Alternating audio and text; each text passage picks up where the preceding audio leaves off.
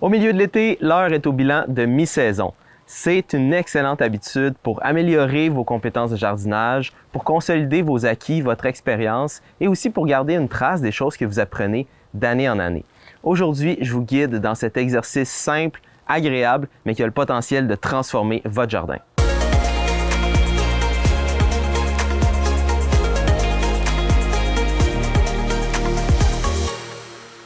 Bienvenue dans notre jardin potager. On est en plein cœur de l'été. Le jardin est absolument magnifique. J'espère que c'est le cas pour vous aussi. On a débuté les récoltes, ça fait un petit bout déjà, mais on récolte encore à chaque semaine. On remplit le réfrigérateur, on se fait des belles salades, des beaux repas. C'est vraiment une saison exceptionnelle cette année. On est vraiment chanceux. Et puis à la base, l'été, c'est une saison que j'apprécie particulièrement. Je passe beaucoup de temps dehors, puis surtout dans mon potager. Et puis, l'exercice que je veux faire avec vous aujourd'hui, c'est une autre manière de prendre du temps dans son jardin potager. On est souvent dans le jardin pour faire de l'entretien, pour prendre soin de nos plantes, pour faire plein de choses. Mais si on veut réellement s'améliorer, si on veut vraiment mieux comprendre qu'est-ce qui se passe et puis se souvenir des choses qu'on fait année après année, bien, il faut prendre des notes et puis le bilan de mi-saison, c'est vraiment à ça que ça sert. Les maraîchers font que ça. Moi, j'ai toujours fait ça, puis ça a toujours permis de soulever les petits détails et puis faire en sorte que ce qu'on plante dans notre jardin, ça répond réellement à notre besoin. Parce qu'il n'y a pas un jardin qui est pareil, il n'y a pas un jardinier, une jardinière qui est pareil, mais l'idée, c'est de faire en sorte que notre jardin, vraiment, ça soit un match avec ce qui existe en nous. Puis, on veut faire ça en milieu de l'été. On peut en faire un aussi à la fin de la saison. Moi, souvent, je vais faire les deux choses. Mais dans le milieu de l'été, ce qui est vraiment agréable, c'est qu'on peut se promener dans nos cultures, dans notre jardin pour le faire. Avec un petit café, avec un petit verre de vin, peu importe, en pleine journée, avec une petite limonade. Bref, vous n'avez pas besoin d'avoir un drink. Mais c'est vraiment agréable. Fait que, plein de questions qu'on peut se poser. Je vais vous en proposer 5. Les 5 qui nous ont toujours guidés dans ce processus. La première, c'est au niveau des quantités. Est-ce qu'il y a des cultures qu'on a plantées en trop grande quantité et que là, finalement, on en a trop?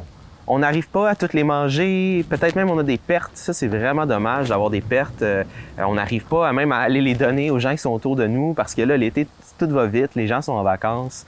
Ou même, est-ce qu'on en a trop planté? Puis finalement, à la limite, c'est ardu de faire l'entretien. On a de la difficulté à les tailler, comme par exemple pour des plants de tomates ou à les tutorer. Puis là, ça devient la grosse jungle.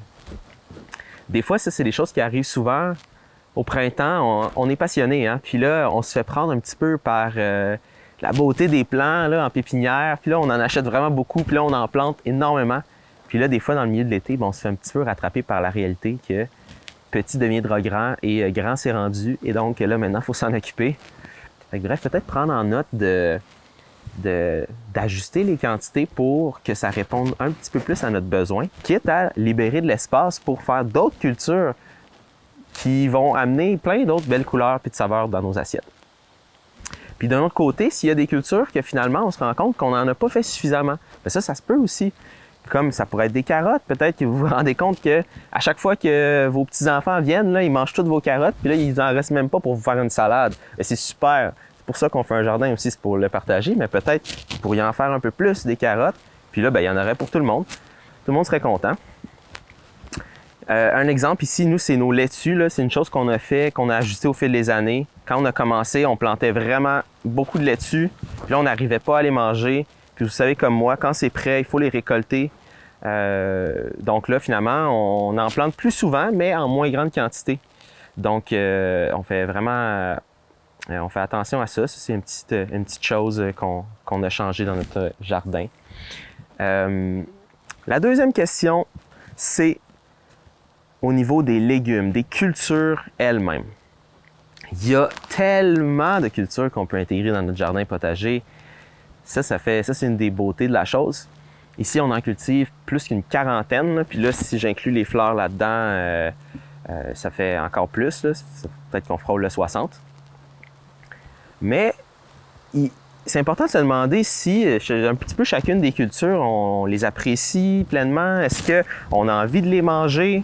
Est-ce qu'on est content de les mettre dans notre assiette ou ça devient un petit peu plus comme un genre de fardeau? Fait qu'il faut se poser cette question-là. Des fois, il y a des cultures qu'on a oublié d'intégrer puis qui nous manquent cette année, comme des bonnes carottes de jardin. Je reviens avec les carottes, là, mais je sais que c'est un grand classique. Si vous avez décidé de ne pas faire de carottes puis finalement vous êtes un petit peu déçu de ça en milieu de saison, peut-être que vous pouvez le prendre en note pour ne pas l'oublier l'année prochaine. Puis d'un autre côté, si vous avez intégré beaucoup de cultures que vous vouliez essayer pour différentes raisons, des nouveautés, peut-être des coups de cœur, des cultures qui avaient l'air vraiment intéressantes sur les sachets, puis peut-être que là, vous réalisez que vous n'aimez pas ça, ou vous êtes le seul à en manger chez vous, ou c'est difficile à intégrer ça dans des repas. Peut-être que vous ne voulez pas les intégrer l'année prochaine et intégrer peut-être d'autres choses que vous êtes sûr d'aimer. Donc, prenez le temps de faire ça, puis ça va faire en sorte que vous allez être sûr de manger ce que vous cultivez. La troisième chose que je veux vous amener vous faire réfléchir dessus, c'est au niveau des dates d'implantation. Est-ce que vous sentez que vous avez planté aux bonnes dates? Vous savez, il y a des cultures qui ne tolèrent pas les gels, qui ne tolèrent pas les températures froides, comme les tomates, les poivrons, les aubergines, les concombres. Et puis là, à chaque printemps, il y a toujours des gens qui se font prendre. Il y a toujours des gens qui se font prendre à les planter vraiment plus tôt parce que des fois, on a des printemps qui sont chauds. Et puis là, au final, il y a un gel qui se produit là, fin mai, début juin. Puis là, on perd des cultures ou bien ils ne meurent pas, mais c'est tout juste. Hein? Donc, il faut faire attention avec ça. Puis si c'est quelque chose qui vous est déjà arrivé dans le passé, si c'est quelque chose qui vous est arrivé cette année, prenez-le en note pour ne pas vous faire prendre au printemps prochain. Parce que c'est vraiment, vraiment désolant d'avoir mis tout ce travail-là. Puis finalement, là, dans la première semaine, nos plants, ils meurent. Et puis, il faut faire attention aussi parce que là, cette année, ici, en tout cas, en Estrie, on n'a pas eu de gel à la fin mai, au début juin. Normalement, on en a toujours un, mais là, cette année, on n'en a pas eu. Et il ne faut pas prendre cette année comme une référence. Il faut plutôt se baser sur une moyenne, puis ça va nous permettre d'être certain d'avoir des plants en santé année après année. Donc, si vous n'êtes pas certain ou certaine, prenez une posture conservatrice pour ce qui est des dates de plantation. Ça va vraiment vous aider à avoir des beaux plants qui sont vigoureux. La quatrième question à se poser, c'est au niveau des équipements. Ça tombe bien, j'en ai derrière moi. Fait que, des fois, au fil des saisons, notre jardin, il peut évoluer, que ce soit à grandir ou des fois on intègre des nouvelles cultures ou peu importe. Et puis, on peut se rendre compte que finalement, il nous manque certains équipements, que ce soit des filets, que ce soit peut-être des équipements qui sont brisés, comme votre arrosoir qui coule ou votre boyau d'arrosage que vous avez essayé de réparer avec du ruban, mais là, ça n'arrête pas de couler. Puis là, c'est vraiment plus difficile lorsque vous venez arroser. Peut-être que vous pouvez prendre ça en note pour faire ces achats-là pour l'année prochaine. Si vous avez agrandi votre jardin finalement cette année, puis là, vous vous rendez compte que arroser avec un arrosoir ou faire un arrosage manuel, ça prend vraiment beaucoup de temps, puis vous avez un petit peu atteint la limite de ça, bien, peut-être que vous êtes mûr pour changer la manière avec laquelle vous arrosez, que ce soit avec un système par goutte à goutte ou un système par aspersion, comme j'ai ici derrière moi. Quand on travaille avec des grandes surfaces, ça aide vraiment, vraiment beaucoup à se libérer du temps pour donner plus d'attention aux plantes plutôt que de passer toute la journée à les arroser. Et la dernière question que je vous recommande de vous poser, en tout cas quand vous allez faire cet exercice-là, c'est au niveau de la dimension de votre jardin potager. Est-ce que vous souhaitez l'agrandir, votre jardin? Est-ce que vous souhaitez réduire la taille de votre jardin?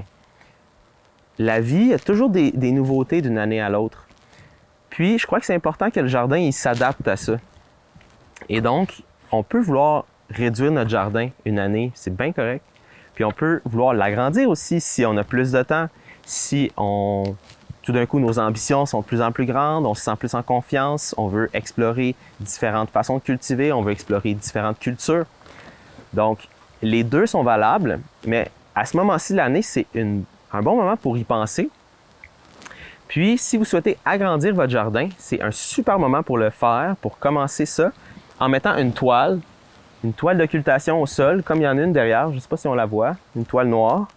Bref, une toile qui va empêcher la lumière de passer, qui va couper la lumière, qui va aussi idéalement couper l'eau et qui va permettre de tuer l'herbe qui est en dessous, de vraiment éliminer le couvert végétal. Et ça va vous aider vraiment beaucoup à ouvrir une nouvelle parcelle l'année prochaine. Ça va réduire grandement le travail que vous aurez à faire au printemps. Puis en plus, si vous agrandissez votre jardin, vous allez avoir plus de travail. Donc, si vous n'avez pas à travailler super fort pour ouvrir une nouvelle parcelle, ça va vraiment être aidant. Si je fais le tour des questions, on a parlé des quantités, des types de cultures, on a parlé des dates d'implantation, des outils équipements et de la dimension du jardin potager. Ça, c'est pour le bilan demi-saison. Je vous remercie d'être là avec nous sur la chaîne. Si vous n'êtes pas déjà abonné, je vous invite à vous abonner pour ne pas manquer les prochaines capsules qu'on va faire. Ça nous fait toujours plaisir d'être là pour vous dans votre jardin, de vous aider à vous améliorer dans vos pratiques culturales, mais aussi dans votre expérience de jardinier. Laissez-nous savoir en commentaire qu'est-ce que vous observez, comment est-ce que vous souhaitez modifier votre jardin en vue de l'année prochaine.